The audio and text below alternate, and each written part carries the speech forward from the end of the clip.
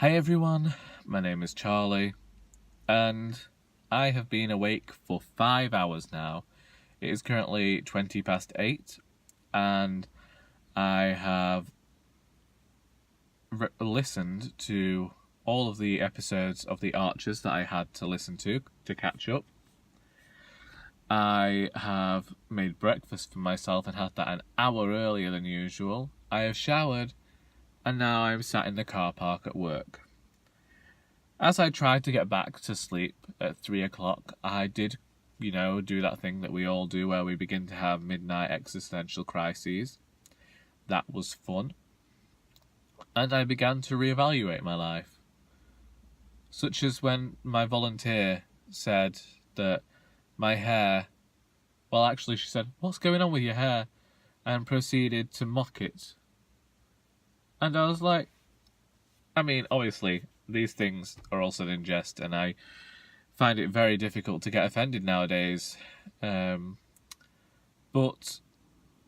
I'm not paying for a haircut. Like, my mother cuts my hair. I don't care. I'm 25. One thing, you can't swear at your hairdresser, and I have a great fear of having my hair cut. And also, I really just can't be bothered to go and pay someone to do it. Like, if you've got clippers at home, does it really matter how it turns out? I'm being perfectly honest here. Like, am I supposed to care? I am not the richest person in the world to go out spending money on extravagances like hairdressers.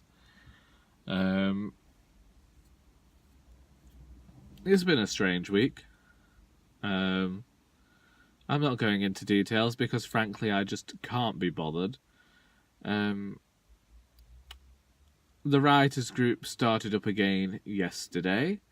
That was fun. We got to hear some great pieces from the writers there, and I look forward to seeing what they're doing with their books in future and their works and their poetry. I would like to actually do something with my own poetry at some point, because I don't like the idea of it languishing there and then me just coming along like, oh, I'm going to self-publish it. No, let's actually try something. We know there's a lot of poetry journals out there. Let's send some stuff to them.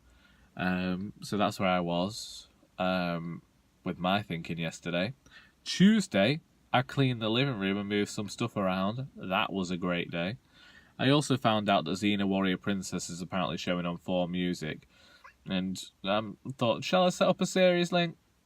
I didn't set up a series link because, frankly, I set up one for the middle, saved nearly 200 episodes, and was then like, really? When am I going to find the time to watch 200 episodes of television?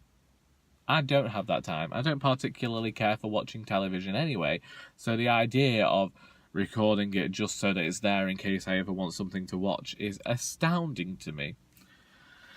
And now we're at Friday, and I overtook a van on the dual carriageway. Actually, let's go right back to talking about this properly. So, I got to the roundabout just before the dual carriageway, and someone came into you can go left up the hill, or you can go straight along onto the dual carriageway.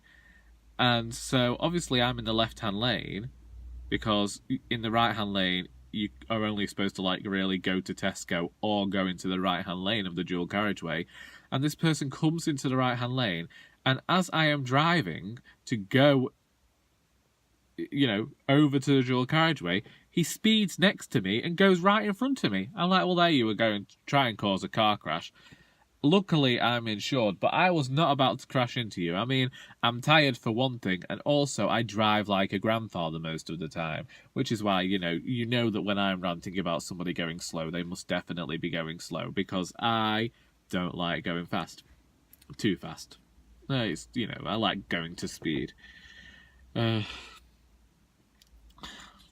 white Binny behind me started getting frustrated as we got into Poynton because we were all behind a long line of traffic, and sometimes it's just difficult to perform a hill start at 8 o'clock in the morning when you're not feeling particularly well. It's like the wellness thing is more to do with the lack of sleep, because you're just there is this the real life or is it just fantasy, that sort of thing. So then we get into Poynton, and the Toyota that's been going particularly slowly the entire way was going my way. Thank you. But then, if for some reason he sped up, like, he'd been slow all the way down a 50-mile-an-hour road, and then as soon as he gets onto this 30 road, which is basically going towards all these country lanes, little windy things towards the school where the school children are, he speeds up. I'm like, what's his game? What's his game? Does he have, like, some sort of murderous intent towards the under-15s? I don't know. And then I got to work, and there was a van parked in the road where I have to turn down. Now, I park on a car park, so you have to come down this little road, and then you can park on the car park. And this person's parked his van on the left-hand side of the road, and then parked his bucket, so I had to, like, go really slowly to creep around his bucket to not knock it over. And now, and nearly half an hour later, and I'm wondering, Charlie, you dickhead, why didn't you just knock his bucket over, teach him a lesson? I tell you, I'm sorry, I just thought I'd check to make sure I actually had my keys. This Monday, I recorded a video about flitting, and then I never uploaded it because I thought it was particularly crappy. Also, I'm asking for people to be really, really, really kind to me. I've had some really kind booktubers recently purchase my book, some of whom have had review copies, perfectly okay. Dave's just arrived. It's been a long time since we watched Dave Park. Shall we see what he's doing? Let's watch him. Anyway, he's doing it. Sorry, he's got his window open. Oh, Lord. I can already see that he's gone right in the middle of two spaces. I can't believe it. He's honestly parked white line.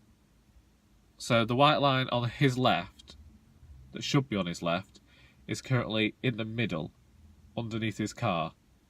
So he's taken up two spaces. He stopped. He has stopped his car. This is the worst parking I have ever seen from Dave.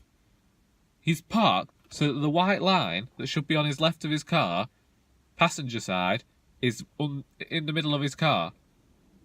Like, wow. And I thought I was a bad driver. Next. So, basically, it's the bank holiday weekend, and the ebooks of Our Doris and Indisputably Doris they only cost $1.99, and I'd be really appreciative if maybe you could go and purchase them, or tell your friends to purchase them, because the great comedy is about an older lady, and I'm trying to save up for a computer here. Anyway, that's me. Let me know what you've been up to this week. Maybe it wasn't as boring as me. Did you do any washing up? Anyway, I hope you got something out of this video, even if it was just something to watch on the toilet. And until next time, that is all.